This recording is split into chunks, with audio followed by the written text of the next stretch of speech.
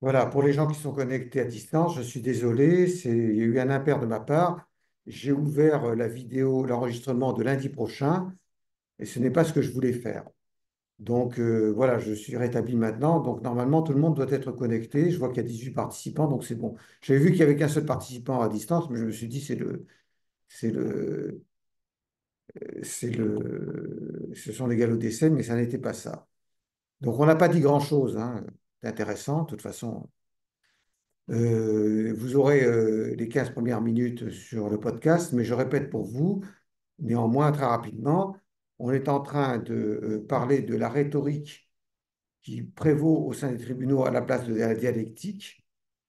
C'est le petit 2 de, de ce grand A d'énonciation du procès que nous avions commencé lundi dernier.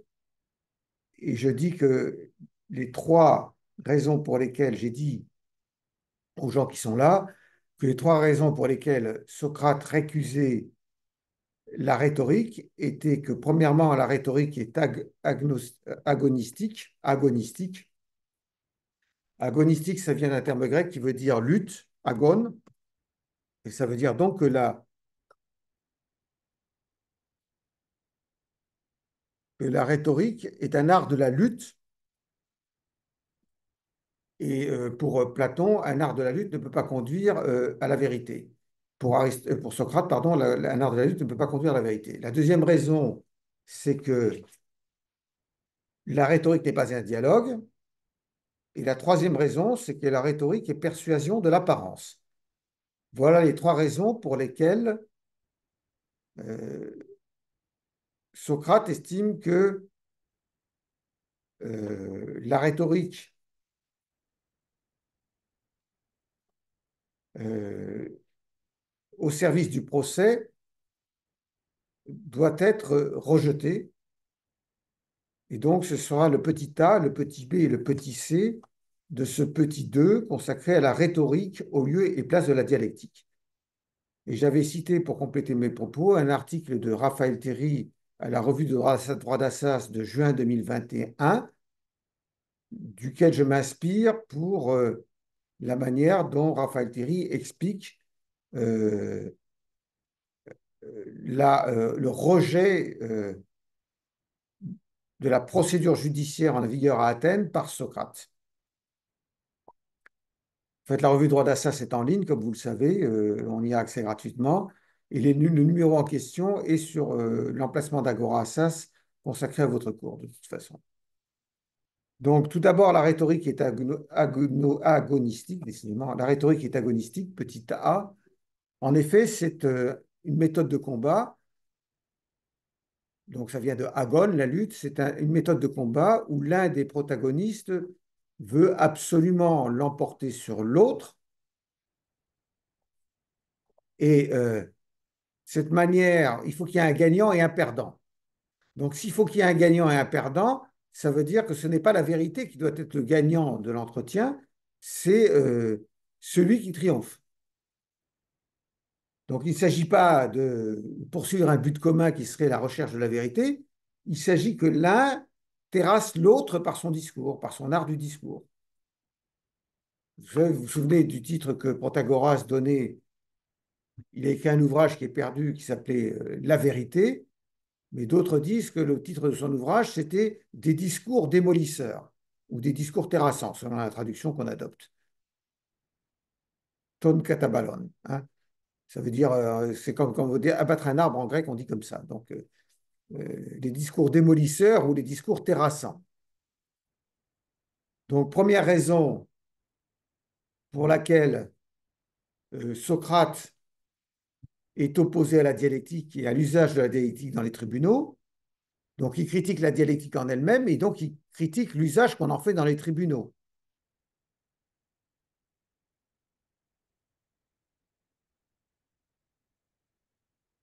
Parce que la dialectique, au contraire, la dialectique socratique, est une méthode pacifique et non pas une méthode à base de combat. C'est une méthode pacifique de recherche de la liberté, de la vérité. C'est une méthode pacifique de recherche de la liberté. un des participants ne cherche pas à l'emporter sur l'autre. On cherche à collaborer pour trouver la vérité. Et c'est tellement vrai que Socrate déclare dans le Gorgias, quelque part, qu'il est bien aise d'être réfuté. Il préfère encore être réfuté que de réfuter autrui.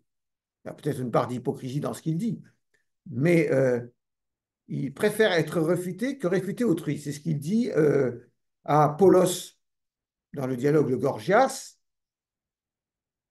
c'est ce qu'il dit peut-être à Gorgias même d'ailleurs. Il dit à Gorgias qu'il préfère être réfuté euh, que réfuter autrui. Donc ça veut dire que ce n'est pas la personnalité euh, des participants au dialogue qui compte, ni le fait que l'un veut s'affirmer contre l'autre. Ce qui compte, c'est de parvenir à un but que les deux poursuivent, à savoir la vérité. Que la rhétorique ne soit pas ça, on le voit dans La République, livre 1, la tirade de Trasimaque, vous vous souvenez. On voit bien que le but de Trasimaque, ce n'est pas tellement la vérité, enfin, il ne croit pas à la vérité, de toute façon, il est complètement factuel. Ce qu'il veut, c'est terrasser Socrate en l'insultant, en l'humiliant et en ayant le dessus dans la discussion. Trasimaque était réputé pour son art du discours dans l'Antiquité. Petit b, la rhétorique n'est pas un dialogue. Petit b, la rhétorique n'est pas un dialogue. Donc effectivement, comment ça se passe dans la procédure athénienne et d'une façon générale dans les assemblées où la rhétorique se- où la rhétorique s'exerce, parce qu'elle ne s'exerce pas que devant les tribunaux, elle s'exerce aussi dans les assemblées. Mais si on prend les tribunaux qui nous intéressent, ça se passe de la manière suivante, c'est-à-dire que les gens, les deux participants, les deux adversaires, euh, ne discutent pas l'un avec l'autre, ils s'adressent au juge. C'est toujours le cas actuellement dans la procédure civile, comme vous le savez. Vous ne vous tournez pas vers votre contradicteur, vous vous adressez directement au juge. Votre contradicteur, vous ne le regardez pas. Il s'agit de persuader le juge, et pour persuader le juge dans la procédure judiciaire athénienne, euh, il faut simplement formuler des allégations et les faire étayer par des témoins.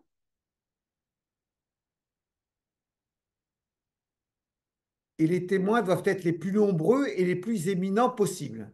Donc on en appelle aux témoins.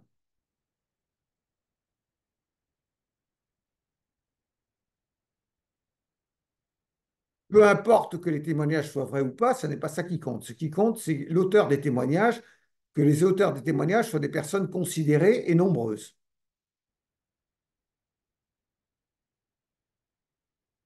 Tandis que dans la dialectique, c'est différent. Le dialecticien s'adresse à son interlocuteur directement.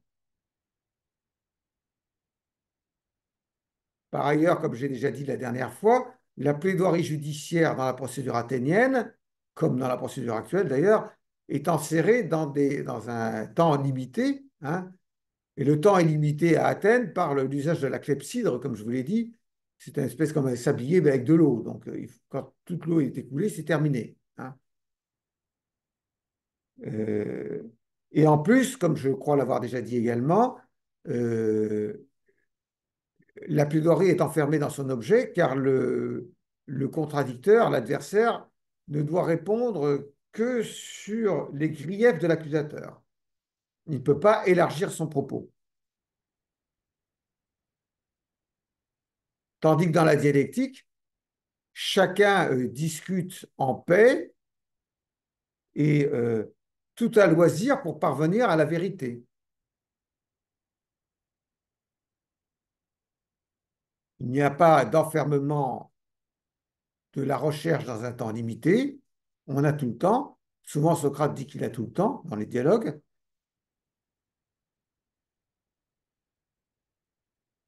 Et d'autre part, Socrate s'adresse directement à son interlocuteur et pas à un juge. Et enfin, on n'invite pas des témoins.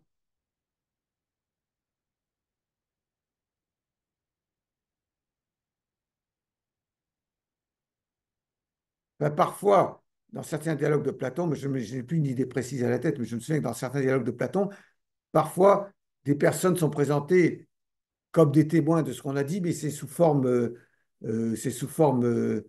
parodique, en fait, hein, pour imiter la procédure judiciaire, pour rire un peu, en fait, hein. Donc, il y a bien une réfutation dans la dialectique, comme dans la rhétorique, il y a une réfutation, parce que fait Socrate dans les dialogues de Platon? Il réfute son interlocuteur en lui posant des questions qui sont supposées amener son interlocuteur à comprendre la fragilité de sa position. Et là, il y a deux possibilités. Ou l'interlocuteur s'énerve et dit avec toi, Socrate, on ne peut pas discuter, barre-toi, j'ai autre chose à faire.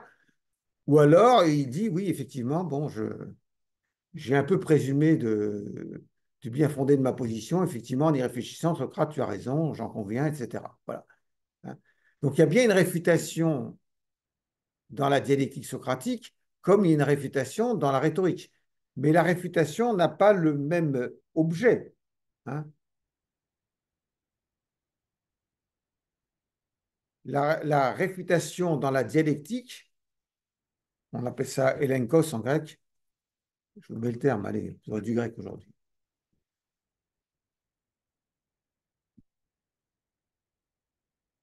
La réfutation dialectique n'est pas pour écraser ou humilier son adversaire, elle est pour parvenir à la vérité.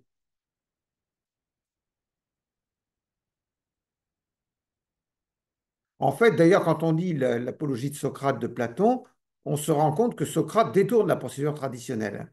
Parce que quand il s'adresse à Mélétos, puisque l'accusateur est là, il entreprend de l'interroger dialectiquement, en fait, sous forme de questions et de réponses. Alors que normalement, il devrait prononcer un discours à l'adresse des juges uniquement et non pas s'adresser à son interlocuteur. Il s'adresse à son interlocuteur et il introduit subrepticement dans le procès la méthode dialectique.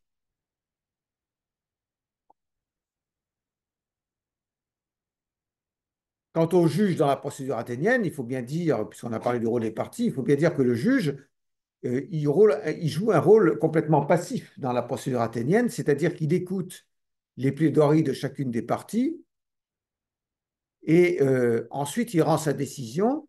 Il rend sa décision en fonction du discours qui l'a le plus séduit. Et Platon, d'ailleurs, là, ça n'est plus Socrate qui parle, mais Platon déplore dans certains dialogues, euh, dans les lois notamment, mais aussi dans le thé et tête, il regrette euh,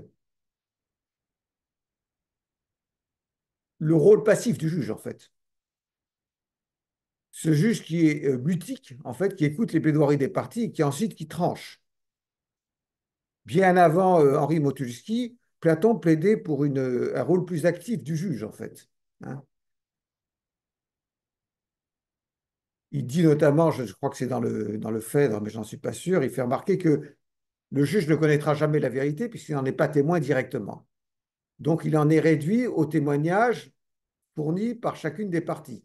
Et en fait, ce que le juge devrait faire, c'est avoir des pouvoirs renforcés euh, d'investigation, on dirait aujourd'hui. Il faudrait renforcer ses pouvoirs dans la recherche de la vérité. Donc, il avait préconisé une réforme de la procédure civile avant même que celle-ci n'ait lieu en France.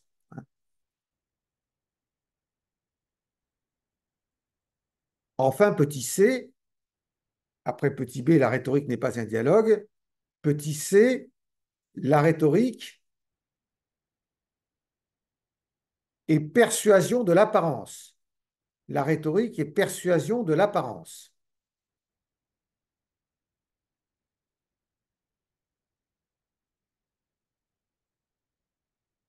Je vous rappelle, le petit 2 de ce intitulé Rhétorique au lieu et place de la dialectique est en relation, en corrélation avec le petit 1, euh, euh, avec le petit 1 euh, qui était persuasion au lieu et place de la vérité. Donc effectivement, persuasion au lieu et place de la vérité, ça veut dire usage de la rhétorique au lieu de la dialectique. Et donc la rhétorique ne s'occupe pas de la vérité, j'ai déjà dit, mais je vais le répéter sous une autre forme.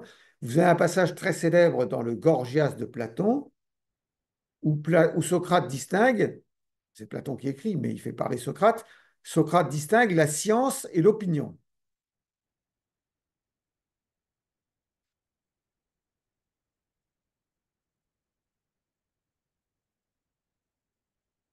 La science est toujours vraie, dit-il, tandis que l'opinion est fluctuante.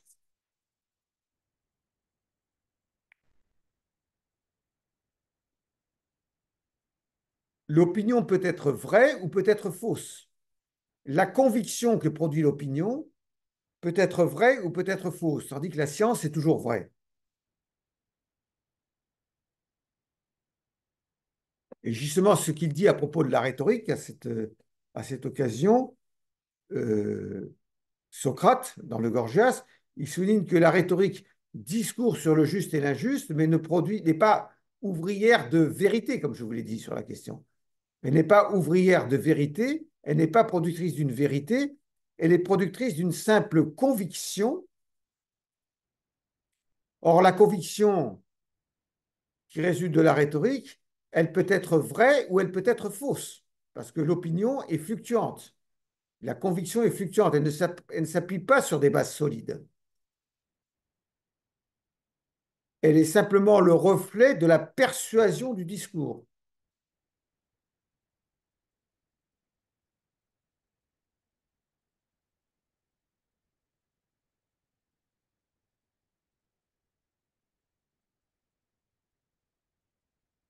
C'est pour ça que la rhétorique, souligne toujours Socrate dans le Gorgias, est une imitation, en fait. Elle contrefait l'art de la justice. Les rhétoriciens, les rhéteurs sont des contrefacteurs. Ils contrefont l'art de la justice au lieu de l'enseigner.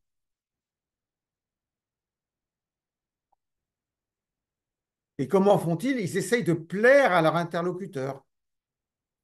Il y a la même différence, dit Socrate, enfin une différence semblable, similaire, entre la rhétorique et la justice qu'entre la cuisine et la médecine. Le cuisinier, il prépare des plats pour flatter le palais de son convive. Mais il ne s'intéresse pas à la question de savoir si le plat est bon pour la santé du convive ou pas. Tandis que le médecin, il va prescrire des potions éventuellement désagréables ou amères, mais pour le bien de son patient. Et c'est la même distinction, enfin une distinction similaire qui existe entre la rhétorique et la justice. La rhétorique contrefait la justice, mais elle flatte l'interlocuteur en lui faisant croire quelque chose à propos de la justice sans se préoccuper de savoir si c'est véritablement la justice ou pas.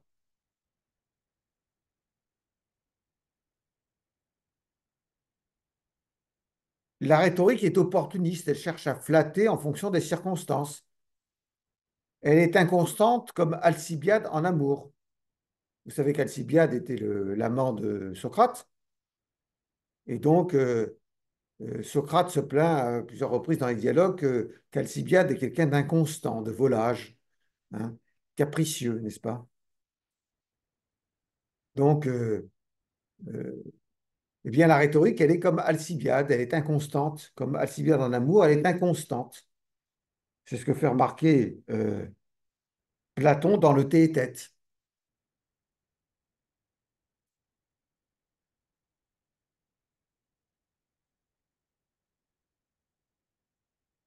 En fait, comme le précisera Platon dans la République, mais là, ce n'est plus tellement Socrate qui parle, même si c'est Socrate officiellement qui parle, mais c'est plutôt l'opinion de Platon, euh, l'opinion est quelque chose d'aveugle. L'opinion est quelque chose d'aveugle parce que elle, elle est dépourvue de science. Elle est dépourvue de science.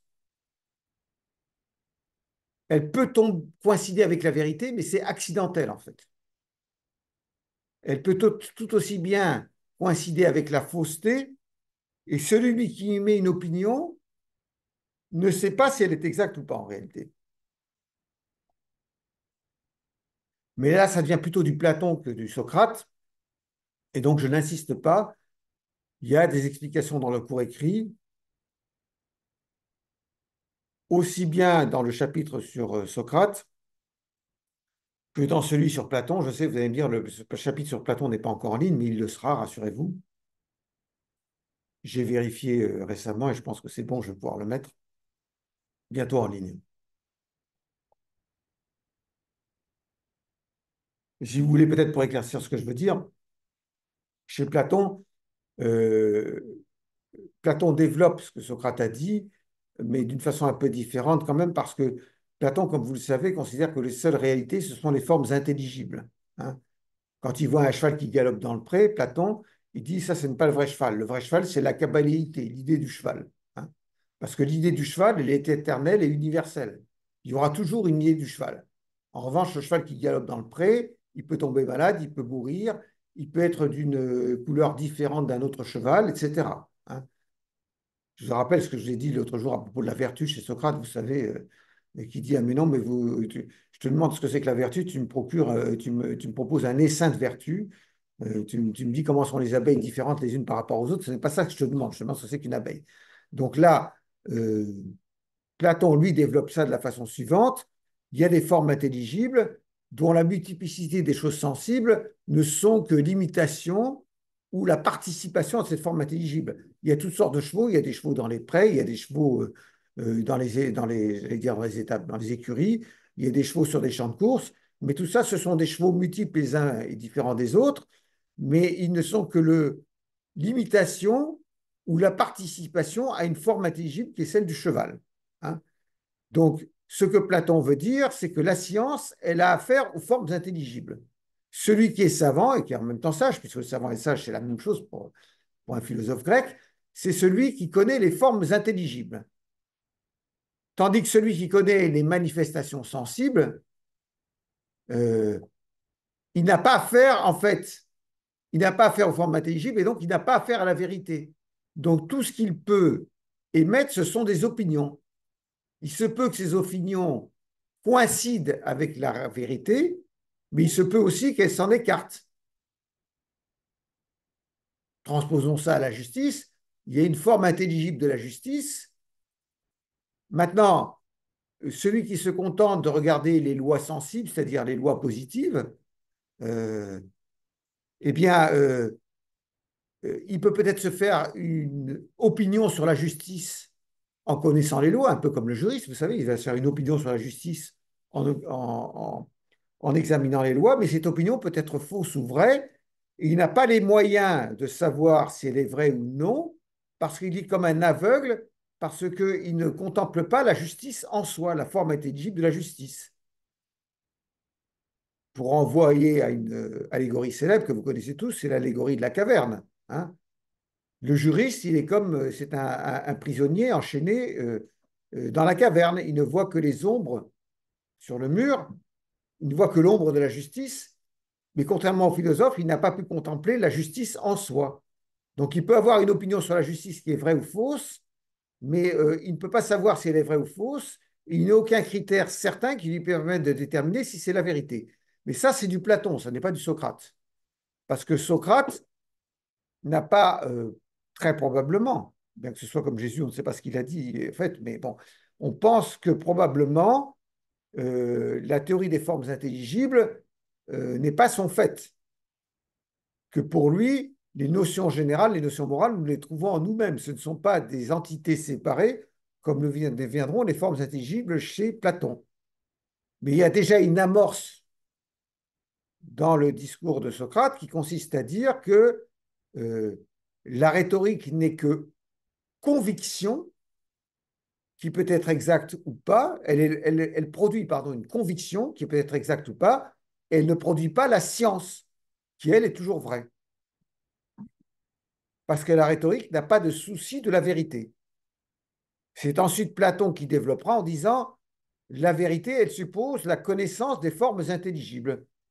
Elle suppose donc d'être philosophe et d'avoir été formé pour pouvoir contempler ces formes intelligibles.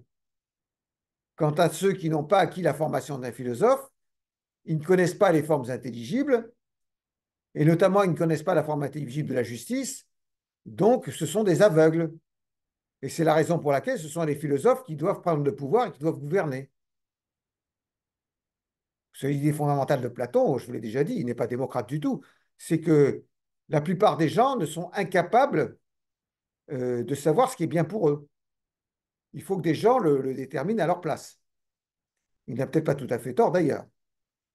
Quand on voit les échos que rencontre la démagogie aussi bien dans l'Athènes du 5e siècle qu'aujourd'hui, qu'on a quand même une frange non négligeable de la population qui vote pour des démagogues, on se dit que les gens ne sont pas très capables de comprendre ce qui est bon pour eux.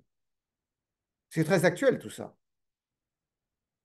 La question, c'est de savoir s'il faut une démocratie comme à Athènes, enfin nous, c'est une démocratie représentative, hein, ce n'est pas une démocratie directe, où chacun participe à l'exercice du pouvoir, au moins par l'intermédiaire de ses représentants dans notre démocratie actuelle, et donc les gens votent pour qui ils veulent, et c'est satisfaisant parce que c'est un régime démocratique, mais c'est comme ça qu'on a, aux États-Unis, on a élu l'agent orange.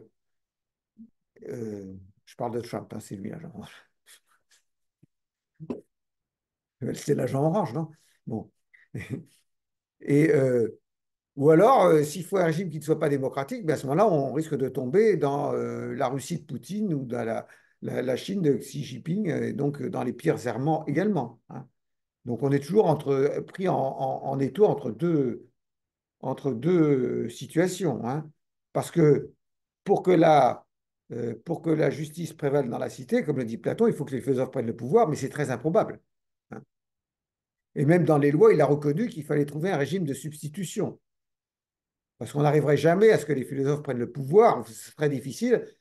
Donc il faut trouver quelque chose qui se substitue au règne des philosophes. C'est ce qu'il explique dans les lois, son dernier dialogue. Et ce qui va se substituer au règne des philosophes, c'est la loi, dont les gouvernants doivent être les serviteurs, hein. On reviendra là-dessus. Ce qui a amené Michel Villet à dire, ah ben voilà, tout ça pour ça, hein. Le mec, il construit une cité idéale et après, il dit qu'il faut obéir à la loi. Après avoir défendu un idéalisme intransigeant, il termine sur un positivisme vulgaire en disant qu'il faut respecter la loi. Ce n'est pas vraiment ce que Platon a dit, mais comme Villet a une aversion pour Platon, évidemment, voilà comment Platon traduit la pensée de. Villet traduit la pensée de Platon. En fait, il faut bien comprendre, c'est ça. Le problème, c'est si euh, vous vous fiez à l'opinion, vous risquez d'élire des gens qui sont aussi. Qui flattent l'opinion, des rhéteurs, et vous avez des gens qui ne se préoccupent absolument pas de la vérité et de la justice. Maintenant, si vous dites que le régime démocratique, ça n'est pas bien, il faut une élite qui gouverne, le problème, c'est que il faut la trouver, l'élite. Et puis, même si elle est une élite, est-ce qu'elle va rester l'élite? C'est ça la question, hein. Est-ce qu'elle ne va pas en profiter pour s'en mettre plein les fouilles? Voilà. Ça, c'est une question qui n'est pas résolue, mais ça n'a rien de nouveau, c'est ça que je veux dire. C'est toujours la même chose. Dans l'Antiquité grecque, on a déjà pensé à tous les problèmes. On les a étudiés, on les a sous-pesés, on y a réfléchi. Toute la problématique politique et juridique se trouve dans l'Antiquité. Il n'y a rien de neuf sous le soleil. Pas la peine d'aller lire Bernard-Henri Lévy ou Michel, comment il s'appelle là, Michel Onfray ou je ne sais pas trop qui. On a déjà les réponses. On a déjà les réponses. Ça vaut la peine de lire Kant. Oui, ça oui. Parce que lui, c'était un grand penseur. Et éventuellement Hegel, si on veut y comprendre quelque chose. Il faut déjà comprendre. Je ne sais plus quel est celui qui avait écrit un article pour dire que de toute façon, Hegel, il était souabe. Donc, comme il écrivait en schwabisch, personne ne peut comprendre. Que c'est pas la peine de parler allemand, il faut maîtriser le souabe pour comprendre Hegel. Bon, ça n'engage que lui, hein.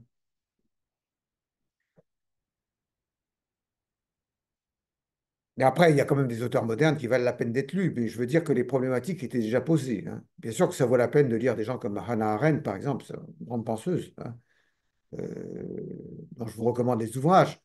Mais elle-même fait souvent référence à la philosophie grecque, hein, parce que si vous voulez, la philosophie, c'est toujours une nouvelle manière de poser des problèmes qui ont déjà été posés à l'époque grecque. Voilà.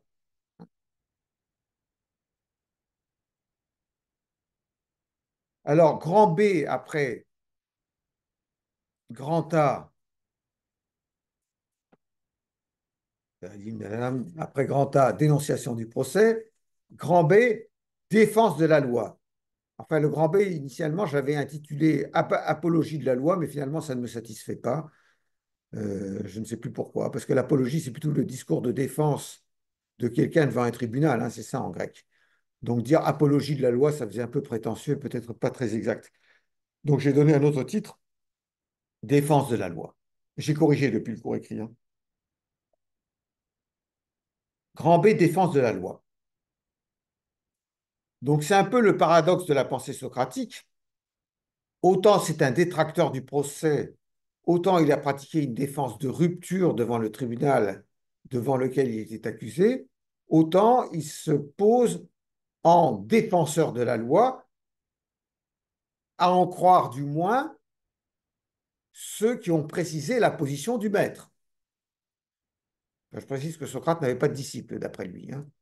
Il y insiste dans l'apologie de Socrate, enfin l'apologie de Socrate de Platon, hein, parce qu'il y a deux apologies de Socrate, celle de Xénophon et celle de Platon, qui étaient tous deux des élèves de Socrate. Alors je parle de l'apologie de Socrate de Platon. Il dit à un moment donné qu'il n'a pas de disciple. Alors s'il y a des gens qui le fréquentent, il n'y est pour rien. Qu'est-ce qu'il peut faire? Il ne peut pas envoyer promener les gens qui veulent les chasser à coups de bâton. C'est une allusion au fait que, vous savez, parmi les gens qui le fréquentent, les jeunes gens qu'il avait fréquentés, parce qu'il aimait bien les jeunes gens, n'est-ce pas? Il y avait Alcibiade et Critias. Comme Alcibiade a trahi Athènes pendant la guerre du Péloponnèse et que Critias euh, faisait partie des 30 tyrans et que ça a été un des leaders, un des 30 tyrans, il a d'ailleurs été assassiné, fort heureusement pour Athènes, on pouvait dire à Socrate, ben voilà, c'est du beau, quoi, hein. Voilà les gens que tu fréquentes, voilà ce qu'ils deviennent, hein. Et vous vous souvenez que le troisième chef d'accusation dirigé contre Socrate devant le tribunal populaire par Mélétos, c'était corrompre la jeunesse. Corrompre quelle jeunesse? Corrompre Alcibiade et corrompre Critias. C'est ça que ça voulait dire, hein. Ce serait à cause de Socrate que ces gens-là s'étaient élevés au-dessus des lois.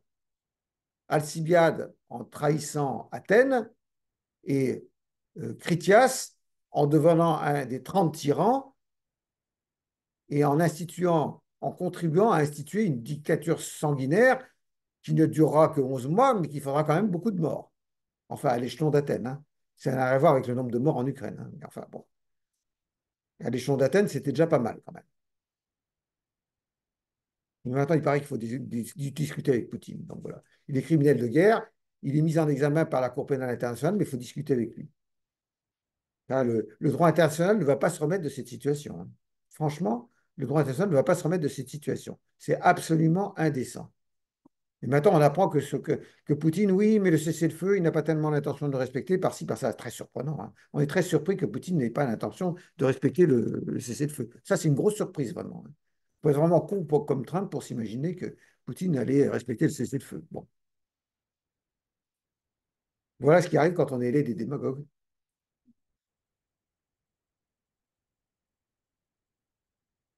Donc, en fait, il faut bien comprendre que les comportements de Critias et les comportements de Alcibiade pouvaient d'autant plus euh, défriser, si je puis dire, le citoyen grec, que les Grecs étaient élevés dans une idée de respect de la loi traditionnellement. Les Grecs étaient très fiers de la loi et du fait que la loi gouvernait la cité.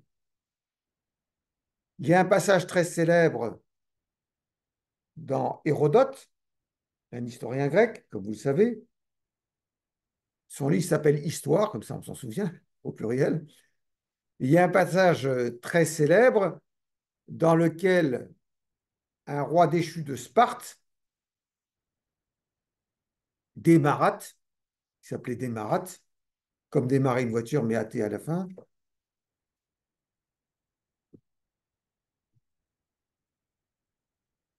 Donc Démarate explique à Xerxès, le roi perse,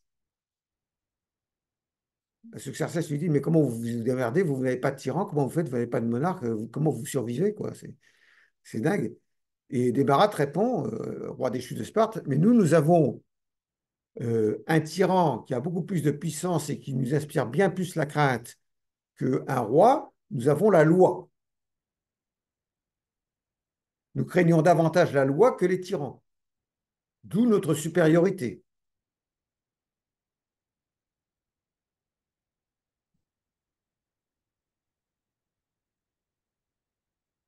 Et dans une oraison funèbre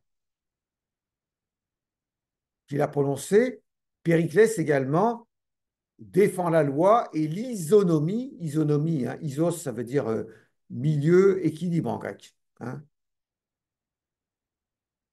Non, c'est méson le milieu, pardon. Isos, ça veut dire égal en fait. Hein. Donc isonomie, c'est comme iso.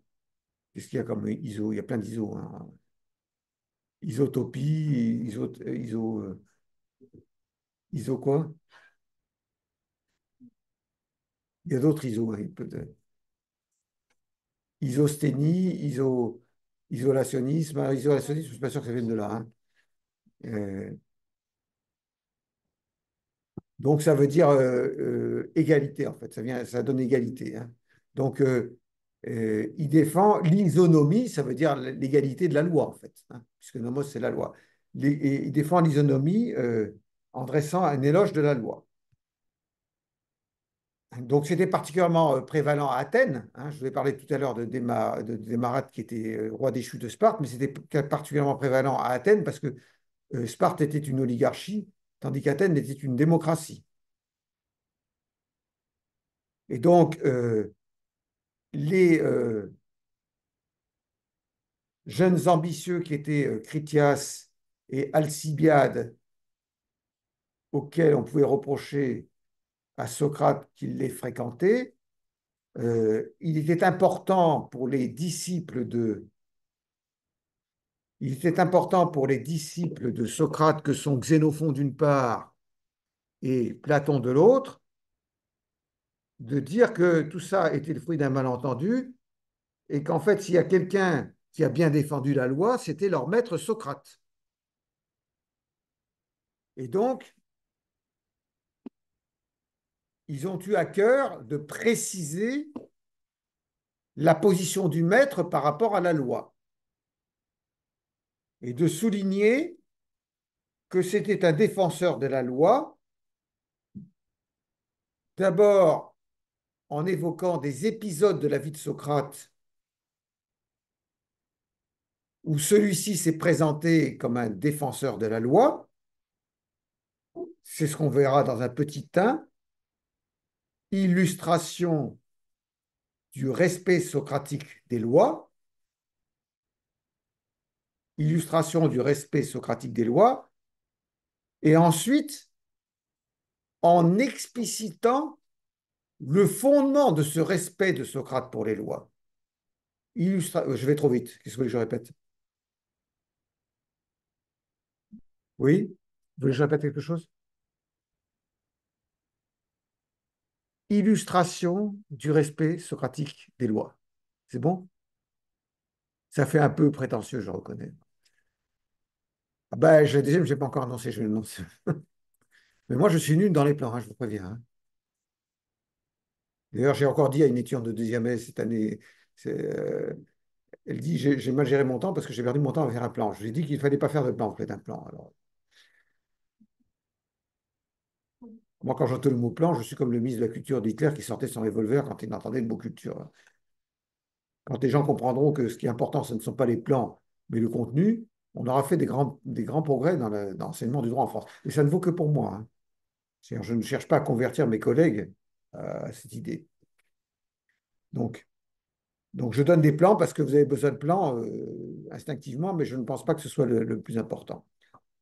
Petit 2, fondement socratique du respect des lois. Parce que ça n'est pas tout de montrer que Socrate a illustré dans sa vie son respect scrupuleux des lois. Il faut aussi expliquer pourquoi Socrate, philosophe, considérait qu'il fallait respecter les lois.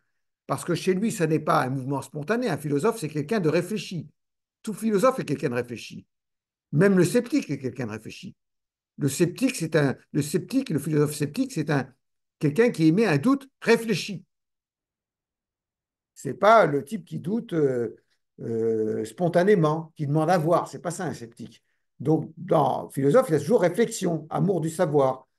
Donc, ce n'est pas tout de dire que Socrate s'est érigé en défenseur de la loi en plusieurs occasions de sa vie. Il faut aussi souligner pour quelles raisons il l'était, quels étaient les fondements philosophiques de sa position. Donc, petit 2, fondement socratique du respect des lois, et sans désemparer, comme disent les huissiers, nous prenons 10 minutes de pause. Vous voulez que je répète quelque chose? Vous êtes sûr? Ok, 10 minutes de pause.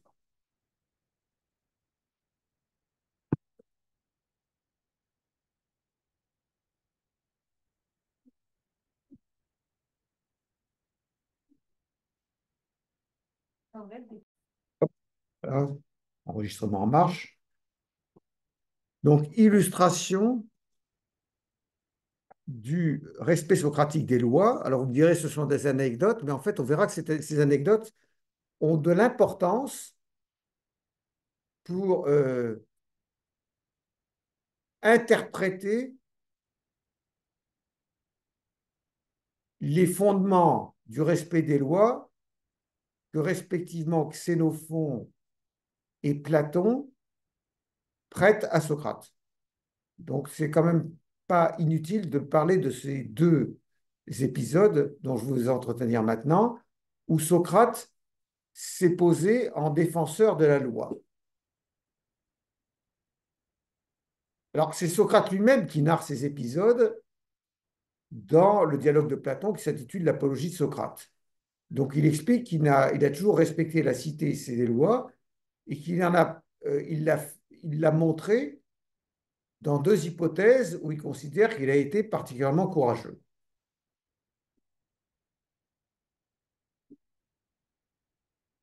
Dans ces deux hypothèses, Socrate a défendu la loi contre l'injustice.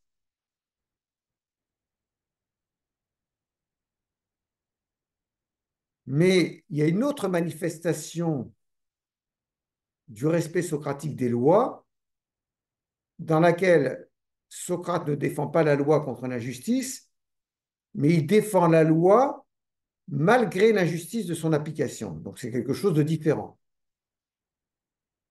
Dans les épisodes que Socrate a traversés dans sa vie, il y a eu des cas où il a défendu la loi contre l'injustice et des cas où il a défendu la loi malgré l'injustice de son application. Donc voyons ces deux hypothèses dans un petit a et dans un petit b. Petit a, défense de la loi contre l'injustice. Donc j'avais anticipé un peu parce que je me suis rendu compte qu'il y a un petit b après, quand je reprends petit a, défense de la loi contre l'injustice. Donc deux épisodes qui se trouvent dans le dialogue de Platon qui s'intitule L'Apologie de Socrate, qui relate le procès de Socrate vu par Platon. Alors, première hypothèse, ça s'est passé pendant la guerre du Péloponnèse, donc vous savez qu'elle opposait Sparte à Athènes pour l'hégémonie du monde grec. Et donc, pendant la guerre du Péloponnèse, il y a eu une bataille navale en 406, bataille navale qui a opposé la flotte spartiate à la flotte athénienne. C'est la bataille des îles Argineuses. Argineuses. Vous avez entendu parler de cette bataille? Normalement, on doit entendre parler de ça en histoire, non? Quelque part, à un moment donné. Bon. Vous n'avez pas fait l'histoire de l'Antiquité au lycée? Bon, bref.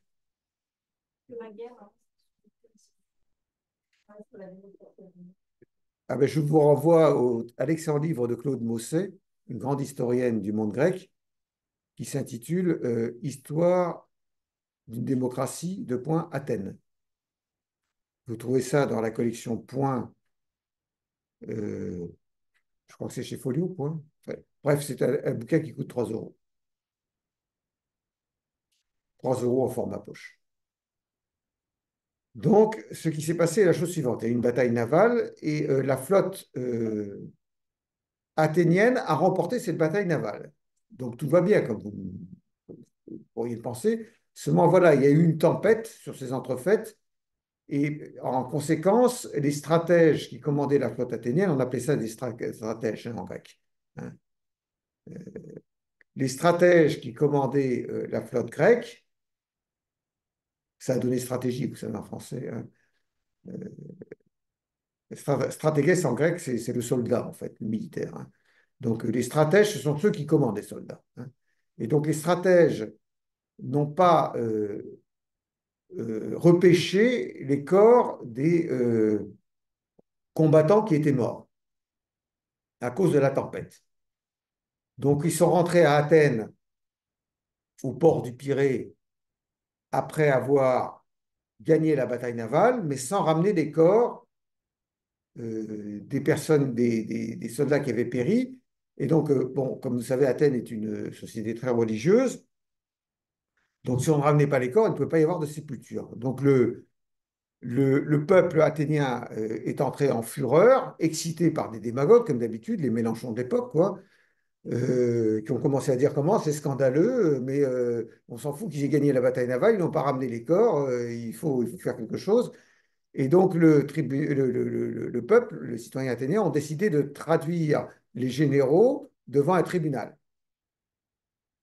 Et ils étaient tellement furieux qu'ils ont décidé, en violation de la loi athénienne, de les mettre en accusation collectivement. La loi athénienne prévoyait que ce qu'on appellerait aujourd'hui les prévenus ne pouvaient être jugés que individuellement. Les accusations et les jugements devaient être individuels. Mais le peuple grec était tellement furieux qu'il a mis en accusation les stratèges collectivement. Mais pour cela, il y a eu un vote au sein du 500, des 500, c'est-à-dire la boulée athénienne, il y a eu un vote pour savoir si la mise en accusation serait collective ou pas. Et le seul prytane, donc membre de la boulée, qui s'y opposait à l'époque, parce qu'il était prytane à l'époque, c'était Socrate. Socrate a dit qu'il s'opposait à une mise en accusation collective puisque la loi athénienne l'interdisait. Donc, il s'est posé en défenseur de la loi contre une injustice que s'apprêtait à commettre le peuple grec. C'était à l'époque où la démocratie prévalait à Athènes, puisqu'on est pendant la guerre du Péloponnèse. Il n'a pas été écouté, les généraux ont été accusés collectivement, certains ont été condamnés à mort, d'autres sont parvenus à s'enfuir, ceux qui ont été condamnés à mort ont été exécutés. Ensuite, le peuple athénien s'est dit, on a quand même fait une boulette, peut-être. Donc, ils se sont retournés contre les démagogues qui les avaient excités à juger et condamner les généraux, et ils ont tué les démagogues aussi. Comme ça, tout le monde est content, ça a été un grand nettoyage. Voilà, voilà ce qui arrive quand on écoute les démagogues.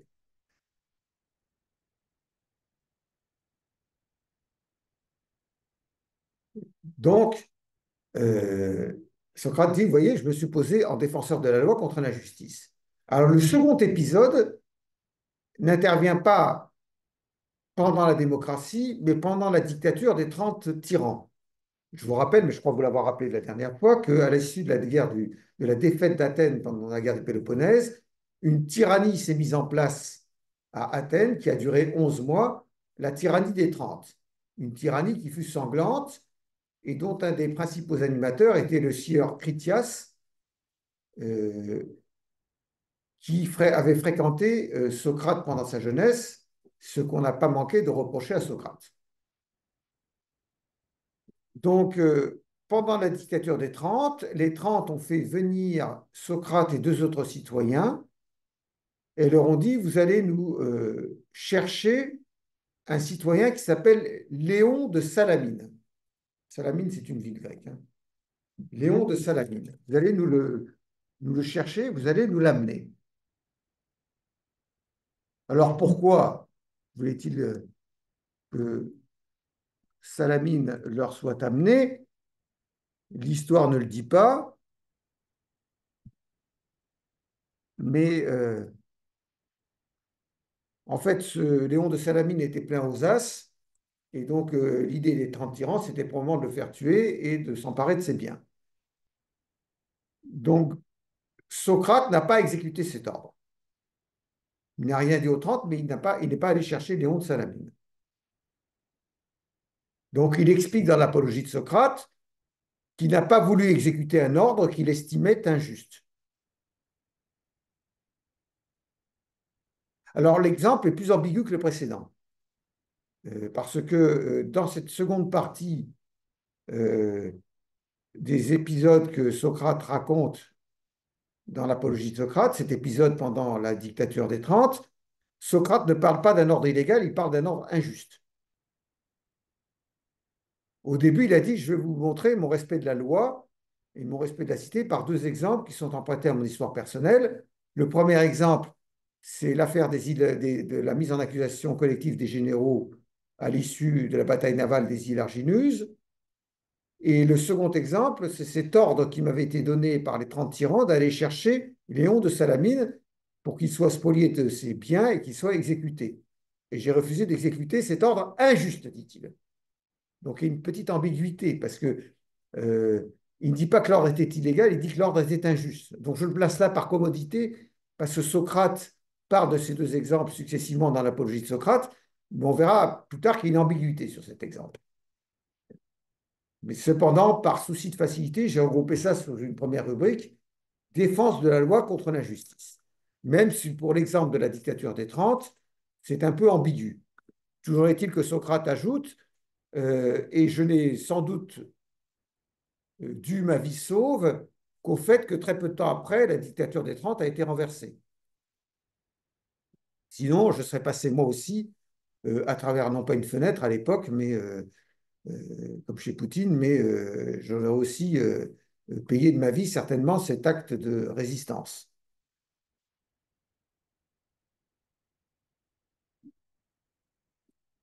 Petit b, défense de la loi malgré l'injustice de son application. Petit b, défense de la loi malgré l'injustice de son application. Et là, il s'agit du procès de Socrate, en fait. Dans l'Apologie de Socrate, pour conclure son discours de défense devant le tribunal, Socrate invite les juges à se prononcer selon les lois et non pas par faveur ou par pitié. Selon les lois et non pas par faveur ou par pitié. Il a dit, moi aussi j'ai des enfants, moi aussi je ne suis pas fait de bois. Alors, les accusés avaient coutume, pour apitoyer le tribunal, d'amener les enfants et la femme éplorée devant le tribunal pour les supplier d'épargner l'accusé. Socrate a dit qu'il n'en ferait rien, qu'il demandait à être jugé selon les lois, et pas par pitié ou par faveur. Donc il fait comparaître aucun témoin à l'appui de sa cause, comme on est bien le faire à Athènes, ni ne fait comparaître des membres de sa famille pour implorer le tribunal. Et une fois qu'il a été condamné à mort, euh, ça c'est raconté dans un autre dialogue de Platon, pas l'Apologie de Socrate, mais le Criton, dialogue de Platon qui s'appelle Criton, qui porte ce nom parce que l'un des protagonistes du dialogue est un disciple de Socrate qui s'appelle Criton. Et dans le Criton, l'histoire est la suivante, on y reviendra. Socrate est emprisonné et attend son exécution. Et Criton vient le voir en prison et lui dit, j'ai trouvé le moyen de te faire évader avec des amis que j'ai rétribués. Donc nous avons toutes les complicités nécessaires. Nous pouvons te faire évader et tu iras te réfugier à Thèbes, ou je ne sais plus quelle cité, je crois que c'était Thèbes, pour te soustraire à cette condamnation à mort qui est parfaitement injuste, puisqu'il a été condamné à mort alors qu'il n'était pas coupable. Il y avait trois chefs d'accusation qui avaient été invoqués contre lui. Le fait de ne pas croire au Dieu de la cité, le fait d'introduire de nouvelles divinités et le fait de corrompre la jeunesse. Il s'est justifié de ces trois accusations devant le tribunal en expliquant pourquoi elles étaient infondées. En dépit de cela, il a été condamné, il a été jugé coupable d'abord, À ce moment-là, on lui a dit, parce que c'était la tradition à Athènes dans la procédure, l'accusé, une fois qu'il avait été condamné, devait proposer une peine. Il a dit, comme peine, je vous propose de me nourrir et de m'entretenir jusqu'à la fin de mes jours. Donc évidemment, ça n'a pas plu au tribunal, qui a dit, bon, il refuse de faire amende honorable en plus, donc on le condamne à mort. Voilà. Donc Criton lui dit, nous avons trouvé les moyens de te faire évader, de te soustraire à cette condamnation à mort. Et Socrate dit, j'ai été condamné à mort en vertu d'une sentence certes injuste, puisque je n'ai rien fait, je ne suis pas coupable. Donc la sentence est injuste, mais cette sentence a, dirait-on en termes modernes de procédure civile, elle a l'autorité de la chose jugée, en vertu d'une loi. Il y a une loi athénienne qui donne autorité aux sentences, aux décisions de justice. Et donc, si je me soustrais à ma condamnation, je bafoue non seulement la sentence injuste, mais je bafoue la loi en application de laquelle cette sentence a été rendue. Et donc, je ne le ferai pas, parce que je respecte la loi.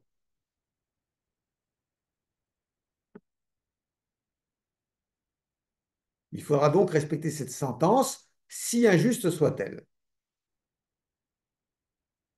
Maintenant, pourquoi un tel respect de la loi par Socrate, puisque c'est un philosophe, il a il s'est expliqué sur les raisons pour lesquelles il refusait de se soustraire à la loi et il se posait en défenseur de la loi. Voyons dans un petit 2 les fondements au pluriel socratiques du respect des lois. Fondements socratiques au pluriel du respect des lois. Je vois qu'ils ont coupé le chauffage ici et j'ai froid. Il vaut mieux que je mette un truc parce qu'à mon âge, on ne sait jamais ce qui pourrait arriver. Je pourrais mourir de froid. Je n'aime pas beaucoup parce que ça m'enlève le ruban de l'Ukraine que j'aime bien qu'ils soient en premier plan. Des fois que Jérôme Le Gavre se fera passer la vidéo. Donc, le problème, c'est que là, l'explication que Socrate donne de son respect absolu des lois, enfin, respect absolu, on va pouvoir discuter après, mais l'explication que Socrate donne du respect qu'il doit, selon lui, à la loi, n'est pas la même chez Xénophon, dans les Mémorables, et chez Platon, dans le dialogue qui s'appelle Criton. C'est-à-dire que tous deux euh, affirment que Socrate a défendu le respect de la loi, mais chacun d'eux fait parler Socrate, donc Xénophon dans les Mémorables et Platon dans Criton. Chacun d'eux fait parler Socrate, mais Socrate fournit une explication différente chez Xénophon et chez Platon. C'est-à-dire que chez Xénophon, le respect des lois par Socrate se fonde, d'après Socrate lui-même, sur un utilitarisme. C'est ce qu'on verra dans un petit tas. Tandis que chez Platon, Socrate explique son respect des lois par une sorte de contrat social. Pas le contrat social de Rousseau, de Hobbes ou de Locke, hein. On verra.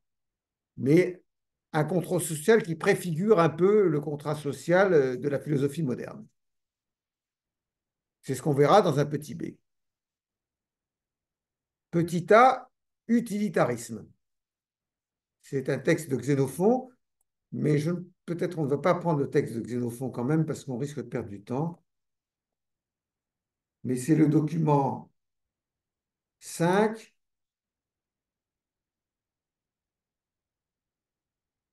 Donc là, vous le voyez à l'écran, là. Le document 5, on peut peut-être le parcourir en même temps que je l'explique, mais il faut que je fasse un partage d'écran parce qu'il y a des gens qui sont à distance.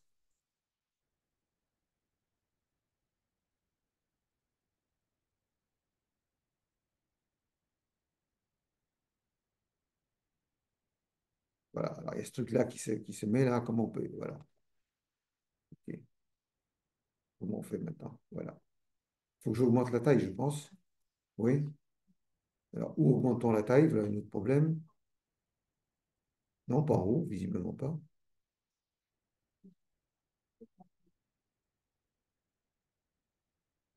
Où peut-on augmenter la taille? Ah, sur le document lui-même, peut-être, hein? Ah ouais, ouais, ouais. That's right.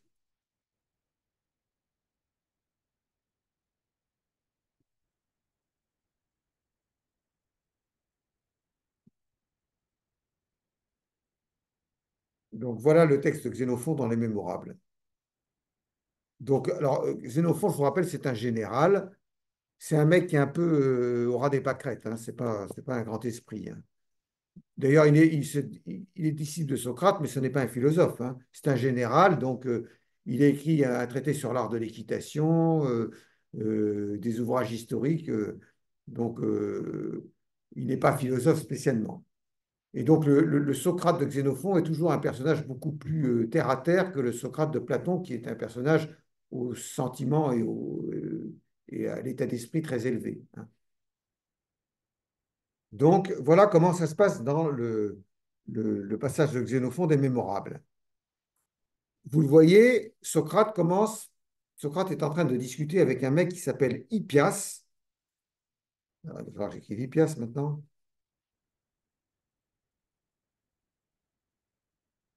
Comment peut-on... Alors, comment écrire Hippias? Alors maintenant, ça c'est éteint. Alors ça c'est parfait, ça. Ah, voilà, Hippias.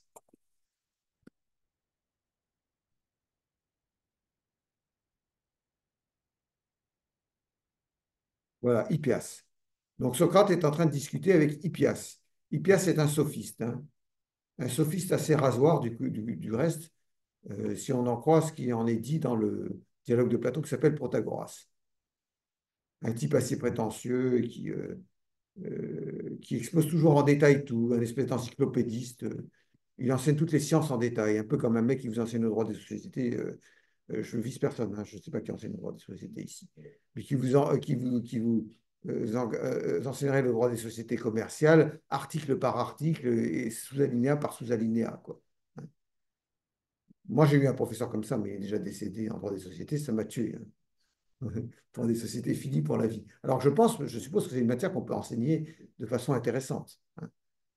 Mais il faut je pense qu'il faut avoir fréquenté des cabinets d'avocats où on traite de problèmes concrets de droit des sociétés, comme les fusions-acquisitions et les choses comme ça. Mais le code, la loi du 24 juillet 66 sur les sociétés commerciales, article par article, ça, c'est mortel. Donc, Hippias, c'est un peu un bec dans ce genre-là. Hein. Et donc, il est en train de discuter avec Hippias et il dit, son point de départ, c'est le suivant.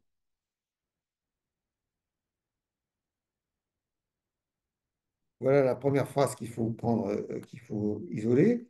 Je dis que ce qui est légal est juste. Donc, en fait, Socrate part d'une définition que les sophistes n'auraient assurément pas reniée, qui consiste à identifier la justice à la légalité. Ce qui est légal est juste. Alors, Hippias, tu veux être sûr d'avoir compris, n'est-ce pas, comme il n'est pas très, très, très éveillé, veux-tu dire, Socrate, que ce qui est légal et ce qui est juste sont une seule et même chose? Oui. Alors, Hippias, il faut vraiment lui mettre, il est un peu dur à la détente, donc il reprend, je ne saisis pas bien ce que tu appelles légal et ce que tu appelles juste. Tu connais les lois de l'État? Je les connais. Bravo. Les lois de la cité. Et quelles sont-elles à son avis? À ton avis, ben, ce sont celles qui décrètent ce que le citoyen doit faire ou de ne pas faire, n'est-ce pas? Donc, celui qui est dans la légalité, c'est celui qui se conforme aux lois. Celui qui est dans l'illégalité, c'est celui qui les viole. Très bien. Donc, être juste, c'est obéir aux lois. Être injuste, c'est leur désobéir. On ne peut pas être plus sophiste. Hein. C'est Socrate qui parle, mais on ne peut pas lui être plus sophiste. Donc, la légalité se confond avec la justice et l'illégalité avec l'injustice. Je passe rapidement parce que c'est quand même pas de la haute philosophie. Hein. Bon. Mais alors ici survient évidemment une objection, qui est l'objection classique contre la thèse sophistique, hein, puisque c'est une thèse sophistique en fait. Alors, Hippias, mais les lois Socrate, comment peut-on y attacher quelques valeurs ou croire qu'on doit y obéir quand souvent ceux-mêmes qui les ont établies ne les trouvent plus bonnes et les abrogent? Socrate, tu me dis que la légalité et la justice, c'est la même chose, mais je te fais remarquer que les lois changent et que ce que le législateur considérait comme juste hier avec une loi, il le considère comme injuste aujourd'hui en changeant la loi. Vérité en deçà des Pyrénées, erreur au-delà. Vérité avant 407 avant Jésus-Christ, vérité après 407 avant Jésus-Christ. Donc la justice est changeante comme les lois dans ces conditions-là. Et voilà le problème. Bon. Et alors, voilà ce que répond Socrate, d'après Xénophon, c'est comme la guerre. On voit surgir Xénophon le général. C'est comme la guerre. Hein. Alors donc, je ne vais pas prendre en détail l'explication, mais ce que dit Socrate, c'est ce que dit Socrate selon Xénophon, c'est qu'en en fait, il faut obéir à la loi comme c'est la même chose que la discipline militaire, en fait. C'est-à-dire que en temps de guerre, le soldat doit obéir aux ordres.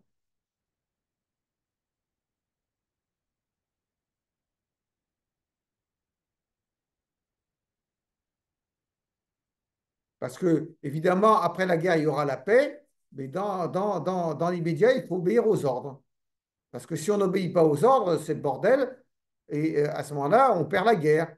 Alors, dans une cité, si on n'obéit pas aux lois, c'est pareil, parce que ça veut dire qu'il va y avoir une guerre civile, une stasis, comme disaient les Grecs, une dissension intérieure, et ça va mettre en péril la cité. Donc, la sauvegarde de la cité, c'est comme la sauvegarde de l'armée, ça suppose la discipline. Donc, c'est dans l'intérêt de la cité que chacun obéisse aux lois sans se poser des questions.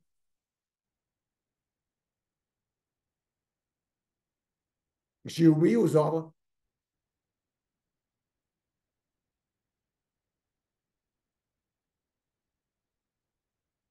J'ai été nommé chef du camp d'extermination de Auschwitz, mais j'ai obéi aux ordres. Voilà, le genre de conneries que ça peut mener, évidemment. Bon. Mais c'était la défense, hein, au tribunal de Nuremberg après, c'est j'ai obéi aux ordres. Ah oui, mon pote, mais il fallait peut-être réfléchir. Mais bon, voilà. Si tu en es capable. Donc, le respect de la loi, des lois répond à l'intérêt de la cité. Ce n'est pas un problème de savoir si la loi est en elle-même juste au sens où elle reflèterait une valeur idéale de justice. Il faut y obéir parce que c'est l'intérêt de la cité, c'est l'utilité de la cité. Donc, que retrouve-t-on là? Une justification de l'autorité de la loi très proche de celle que Protagoras avait formulée, vous vous souvenez, dans le dialogue de Platon qui s'appelle Protagoras, avec le mythe de Protagoras, hein, et dans le dialogue de Platon qui s'appelle Thé et Tête, avec la défense de la loi de la cité, parce qu'elle est utile, en fait. Elle est utile à la communauté, à la cité. Voilà, donc c'est une approche utilitariste que n'aurait certainement pas renié Protagoras. Et puis, comme Xénophon est une espèce de bourgeois assez satisfait de lui-même, il ajoute, en plus, c'est très bien parce que c'est non seulement l'intérêt de la cité, mais c'est aussi l'intérêt de l'individu. C'est aussi l'intérêt de l'individu parce que si tu respectes la loi, tu gagnes tes procès, tu acquiers la considération de tes concitoyens, tu fais de bonnes affaires, tu as des femmes qui t'admirent, bon, ça il ne le dit pas, mais c'est à peu près le style du discours, et voilà quoi. Donc non seulement c'est l'intérêt de la cité, mais c'est ton intérêt à toi aussi de respecter les lois de la cité. C'est ainsi que tu acquiers la considération. Donc on est très proche en fait de la justification de Protagoras, notamment dans le mythe qu'il explique dans le dialogue de Platon. Vous savez, le mythe de Protagoras, chaque citoyen a reçu en partage la justice et la piété. Piété, c'est aidos en grec, mais bon, je vous ai dit, on peut traduire difficilement. Disons, la justice et la pudeur, le respect. Chaque citoyen a reçu ça en partage, grâce à Hermès, le messager de Zeus, qui a attribué aux hommes la justice et la piété. Et donc, ce que j'enseigne moi, Protagoras, dit Protagoras à Socrate, c'est la vertu politique, c'est-à-dire euh, l'acquisition, j'enseigne en fait la justice qui est échue à chaque individu et qui ne demande qu'à se développer. Si un individu se rebelle contre la cité, il mérite d'être mis à mort. Et la justice, effectivement, c'est d'assurer la cohésion sociale et la cohésion également dans sa vie privée, dit Protagoras. Donc c'est très proche de Xénophon, en fait. Respecter la loi, ça se justifie par l'intérêt de la cité et par l'intérêt de l'individu dans ses relations sociales. Et donc voilà pourquoi il faut respecter la loi, nous dit Socrate, d'après Xénophon. Et à la fin de son explication, euh, en fait, le grand mot du passage de Xénophon, c'est concorde. Oinoia en grec, mais peu importe, je ne vais pas vous écrire le terme grec. Concorde. Hein. Il y a une bonne atmosphère qui va régner dans la cité et dans les rapports avec les particuliers grâce à ce respect de la loi. Donc c'est dans l'intérêt de la cité et dans l'intérêt de l'individu pour assurer la concorde. Et à la fin, Xénophon ajoute un fondement religieux, mais ce n'est pas l'essentiel pour lui. Il ajoute des considérations religieuses en disant que, attention, hein, euh, quand on ne respecte pas les lois, on a quelques problèmes dans le royaume de l'Hadès après, hein, parce que les dieux vont vous demander des explications. Hein. Donc c'est aussi euh, dans l'intérêt du citoyen de respecter les lois pour ne pas être châtié euh, pour avoir enfreint des lois divines non écrites, parce qu'il y a les lois de la cité qui sont écrites, mais il y a des lois divines non écrites. Et celles-là, si on les enfreint, ben on a un châtiment. Donc il y a une justification religieuse qui est ajoutée par Xénophon, mais ce n'est pas l'essentiel de son argumentation. L'essentiel de son argumentation, elle est pragmatique, utilitariste. Dans le sillage des sophistes, ça consiste à se dire que c'est pour l'utilité de la cité, dans l'intérêt de la cité et pour l'utilité du citoyen que les lois doivent être respectées.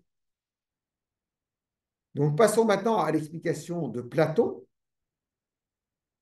Petit b, contrat social, entre parenthèses, Platon. Contrat social, entre parenthèses, Platon. Et donc, il s'agit du fameux passage de Criton que j'ai déjà évoqué à plusieurs reprises avec vous et qui se trouve qui est le sixième texte de la brochure de Platon, de la brochure sur Socrate.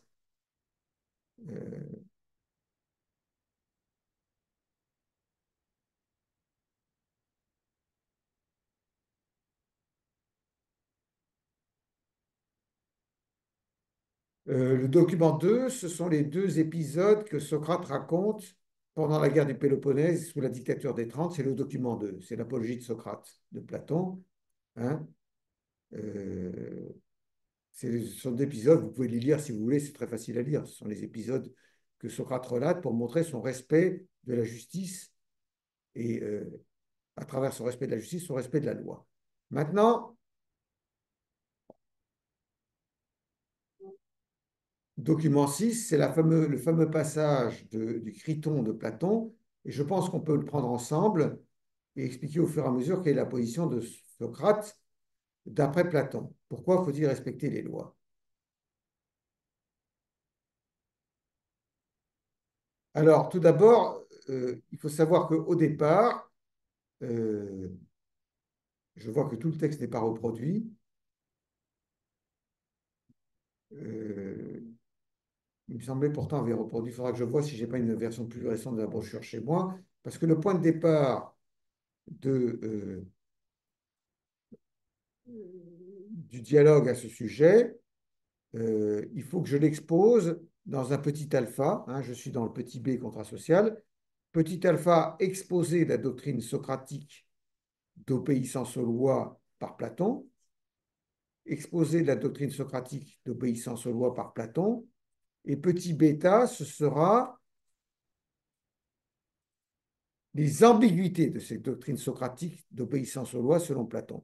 Il y a un exposé qui est assez circonstancié, qui est fait par Platon dans le Criton, mais tout circonstancié que soit cet exposé, il n'est pas exempt de certaines ambiguïtés dont les interprètes ont beaucoup débattu et qui engagent encore aujourd'hui la philosophie du droit. C'est pour ça que je les évoque. Alors commençons par l'exposé, petit alpha. Donc il faudra voir si je n'ai pas une version plus complète de la brochure avec le début du texte. Parce que, en fait, bon, ce qu'il faut comprendre dans cet exposé, c'est que vous savez que les sophistes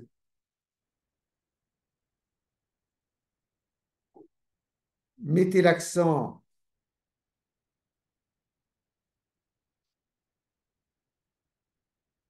sur deux aspects pour justifier le respect de la loi. D'une part, ils disaient, ça c'était Protagoras, que la loi était pour l'utilité commune.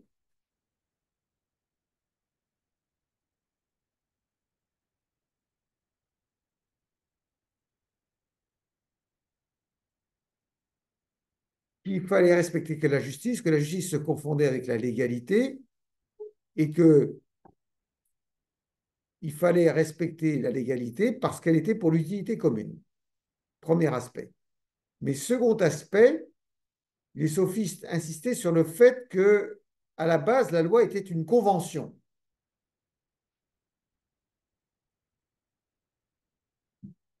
C'est-à-dire qu'en fait, les sophistes rejoignaient le sentiment démocratique des Grecs, en tout cas des Athéniens. Les lois sont l'expression de la souveraineté populaire.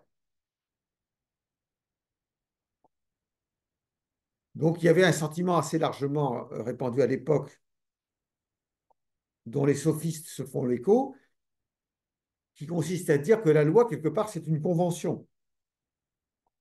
Ce sont les prémices du contrat social moderne. Et donc, il y a un accord tacite des citoyens de respecter la loi parce qu'elle est une convention.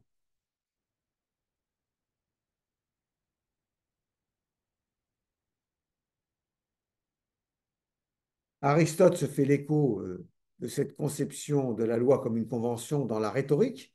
La rhétorique, c'est un ouvrage d'Aristote. Il écrit la chose suivante, ça peut être intéressant pour un privatiste, hein. Ça va vous rappeler l'article 1103 du Code civil, 1100, 1103 du Code civil. Les contrats légalement formés tiennent lieu de loi à ceux qui les ont faits. Les contrats légalement formés tiennent lieu de loi à ceux qui les ont faits. Donc, les rédacteurs du Code civil n'ont rien inventé, puisque vous savez que le texte n'ont rien inventé, puisque vous savez que le texte est la reproduction de l'ancien article 1134 alinéa 1er du Code civil. Voilà ce qu'Aristote dit dans la rhétorique. D'une manière générale, la loi est elle-même une certaine convention. D'une manière générale, la loi est elle-même une certaine convention. Par conséquent, celui qui est infidèle à une convention ou l'annule, annule les lois. Par conséquent, celui qui est infidèle à une convention ou l'annule, annule les lois. On croirait lire l'article 104 du Code civil. Les conventions légalement formées tiennent lieu de loi à ceux qui les ont faites. C'est dans la rhétorique, vous avez la référence exacte dans le cours écrit. Euh, alors, ce qui est important ici du point de vue qui nous occupe, ce n'est pas le rapprochement avec l'article 1103 du Code civil, c'est l'idée communément répandue chez les Grecs, dont Aristote se fait ici l'écho. Aristote n'était pas un sophiste, hein, selon laquelle la loi est une convention, que les citoyens grecs sont convenus d'obéir à la loi. Et ailleurs, d'ailleurs, Aristote dit autre chose, c'est dans la politique d'Aristote, il dit, citant un sophiste qui s'appelle Lycophron, je vous ai écrit Lycophron parce que sinon, pas dit madame, Lycophron. Donc c'était un sophiste dont on n'a rien conservé d'ailleurs, mais on a conservé cette citation d'Aristote. Et Lycophron disait, selon Aristote, la loi est une convention et une garantie réciproque des droits. La loi est une convention et une garantie réciproque des droits. Donc Socrate va exploiter cette idée sophistique largement partagée par les Grecs que la loi est une convention pour fonder son respect des lois sur cette idée de convention. Mais il va adopter un point de vue qui n'est pas celui des sophistes, à savoir que pour les sophistes, la loi n'était qu'une convention finalement. C'était ça leur idée. La loi n'était qu'une convention. Ça voulait dire, peu importe son contenu, parce qu'elle peut changer du jour au lendemain, mais il est convenu d'y obéir. Voilà. Hein. Tandis que Socrate va dire, c'est justement parce que c'est une convention qu'il faut obéir à la loi. C'est ça la différence, le renversement de perspective chez Socrate. Pour les sophistes, la loi n'était qu'une convention. Donc, peu importe quel était son contenu, parce que son contenu était changeant. C'est ce que explique Antiphon le sophiste, vous vous souvenez, dans le papyrus d'Oxyrhynchos. On a vu le texte ensemble. Mais Socrate renverse cette perspective en disant, c'est justement parce que c'est une convention qu'on a le devoir moral d'y obéir. Et là, ce n'est plus du tout sophistique. Mais je m'aperçois que l'heure est arrivée, qu'elle est même dépassée. Donc, nous verrons cela lundi en expliquant le texte mot à mot, peut-être, enfin, en tout cas, mot à mot, plus d'avantage près qu'on l'a fait maintenant. Et je vais essayer de voir si je n'ai pas une version plus complète du texte dans une autre brochure. Hein. Parce qu'il me semblait avoir complété cette brochure, mais je ne l'ai peut-être pas fait. Voilà. Donc, on se voit lundi si vous le voulez bien. Merci de votre patience. Ça va, c'est clair à peu près ou... C'est sûr? J'ai toujours peur de ne pas être clair. C'est de plus en plus clair. Parce qu'il y a plus de divisions. Dans l'introduction, il y a moins de divisions. Vous aimez bien les divisions. L'introduction, ce n'était pas clair. Mais ça manquait de division, en fait. C'est ça votre idée. Voilà. Mais il y a un plan en ligne. Hein. Il y a un plan en ligne. Hein. Vous savez, vous cliquez, comme ça, vous arrivez à la page. J'ai découvert ça, c'est une étudiante de Melun qui m'avait montré ça. J'ai découvert comment on fait ça. Et ça m'a plu.